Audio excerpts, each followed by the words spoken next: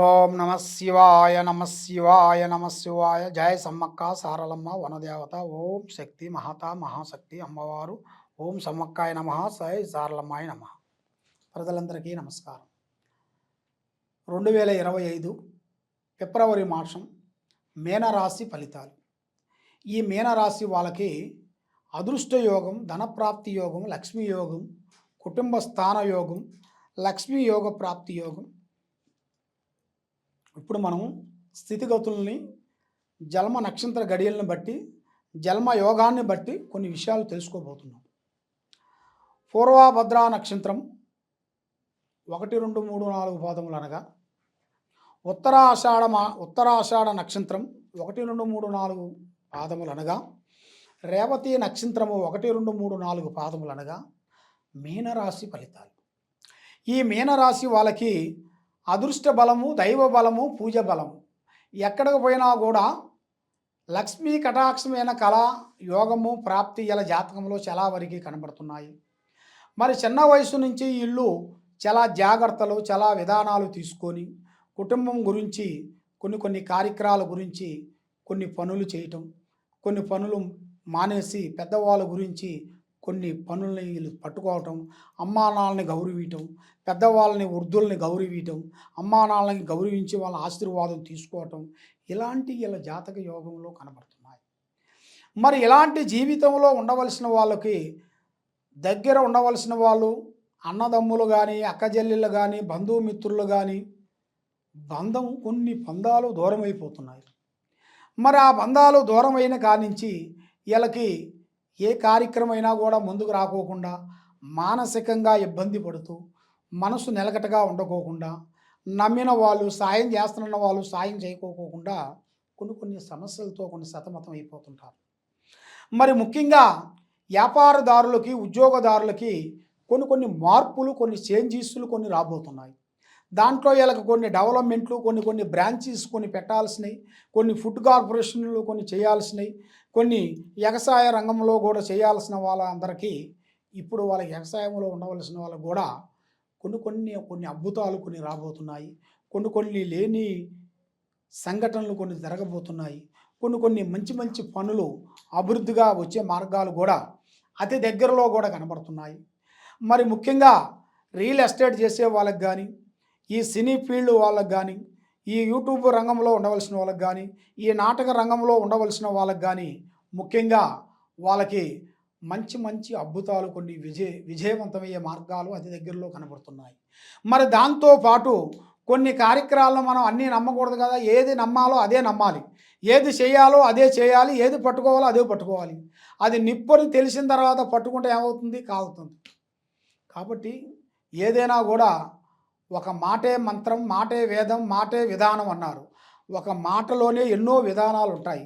అది మనం కొన్ని జాగ్రత్తగా చేసుకుంటేనే అది మనకు కరెక్ట్గా సెట్ అవుతుంది. అది మనకి ఏమి కాదులే అనుకోండి, మనం ఏ మాట అంటే ఆ మాట మనం వదిలేసామనుకోండి, అది తిరిగి మనకు ముప్పు అవుతుంది. దానివల్ల కొన్ని ప్రమాదాలు ఎదురవుతాయి. దానివల్ల కొన్ని ఇబ్బందులు ఎదురయ్యే మార్గాలు కనబడుతున్నాయి. మరి ఆరోగ్యపరంగా చూసుకుంటే కొన్ని ఇబ్బందులు కనబడుతున్నాయి. భార్యాభర్తల మధ్యలో ఇద్దరిలో కొన్ని సమస్యలు, లేనిపోయిన కొన్ని విధానాలు, లేనిపోయిన కొన్ని సిక్కులు, లేనిపోయిన కొన్ని గొడవలు, ఎదురయ్యే మార్గాలు కనబడుతున్నాయి. దాంట్లో మీరు కొన్ని జాగ్రత్తలు మీరు తీసుకునేట్టుగైతే మీ జాతకాన్ని బట్టి మీ టయాలు అనేది అతి వేగంగా ఎదురయ్యే మార్గాలు కనబడుతున్నాయి. మరి మీరు ఏ కార్యక్రమం చేసినా, ఏది పట్టుకున్నా కూడా రాగి తేలుతుంది. కాబట్టి మీకు ఈ టైంలో మీరు ఏది పట్టుకున్నా, బంగారం పట్టుకున్నా కూడా రాగి తేలుతుంది. కాబట్టి మీ మీద ఉండాల్సిన శని దోషాలు, రావు కేతువ గ్రహ దోషాలు 3 గ్రహాలు మిమ్మల్ని ఘోషిస్తున్నాయి. ఈ 3 గ్రహాలు మిమ్మల్ని ఘోషించిన దాని వలన మీకు మనశ్శాంతి లేక ఉండటం, మానసికంగా ఇబ్బందులు పడటం, లేనిపోయిన సమస్యలు రావటం, లేనిపోయిన సమస్యల్లో ఇరుక్కోవటం, మనల్ని ప్రేమించిన వాళ్ళే మనల్ని మోసం చేయటం, అలాంటి కొన్ని సంఘటనలు జరుగుతున్నాయి. మరి ప్రేమ అంటే చాలామంది ప్రేమించే వాళ్ళందరికీ ఒక మంచి అవకాశం అనేది ఇప్పుడు ఎదురవుతుంది. ఆ అవకాశాన్ని బట్టి మీరు అభివృద్ధిగా రావాల్సిన టయాలు కూడా మీకు అతి దగ్గరలోనే కనపడుతున్నాయి. కాబట్టి మీరు ఏ కార్యక్రమం చేసినా, ఏ పని అనుకున్నా, ఎక్కడికి పోయినా మీ విషయాలని పబ్లిసిటీ చేయకోకుండా, మీ ఐడియాలు, మీ ఆలోచనల్ని మీరు పబ్లిసిటీ చేయకోకుండా మీరు మూవ్ అవుతేనే మీకు మంచి యోగం, రాజయోగం అనేది వస్తుంది. మరి మీకు మంచి రాజయోగం ఒకటి రాబోతుంది. దీంతో పాటు మీకు దిశ తిరిగే యోగం అనేది ఒక స్త్రీ నుంచి అదృష్ట యోగం పట్టబోతుంది. ఆ స్త్రీ నుంచి మంచి అద్భుతము, మంచి మంచి విధానాలు, మంచి ఆలోచన, మంచి ధైర్యశక్తి, ఆ స్త్రీ నుంచి మనకి కొంచెం ఆస్తులు కొంచెం రావటం, ఆ స్త్రీ నుంచి మీకు మంచి మంచి శుభ ఫలితాలు అనేది మీకు రాబోతున్నాయి.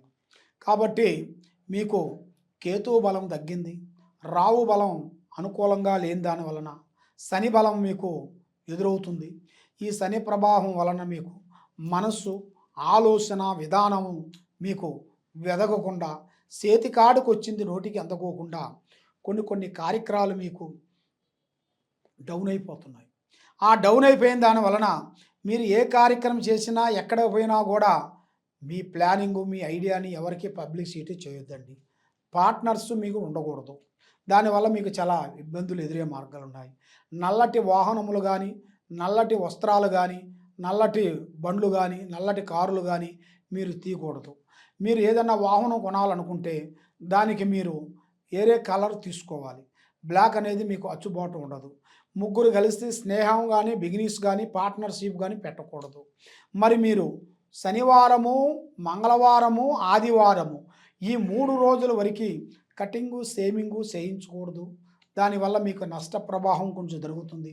కాబట్టి మీకు ఈ 3 గ్రహాలు మిమ్మల్ని ఘోషించిన దాని వలన మీకు చేతికాడికి వచ్చిన పనులు చేజారిపోవటం, నమ్ముకున్న వాళ్ళు మనల్ని ద్రోహం చేయటం, నమ్మక ద్రోహం చేయటం, ఇబ్బందులు పాలు కావటం, మరి మీకు పక్కనే ఉండి మీకు పక్కన కత్తెయి మీకు ఇబ్బంది కలిగటం, ఇలాంటి మీకు కొన్ని సంఘటనలు కొన్ని జరుగుతుంటాయి.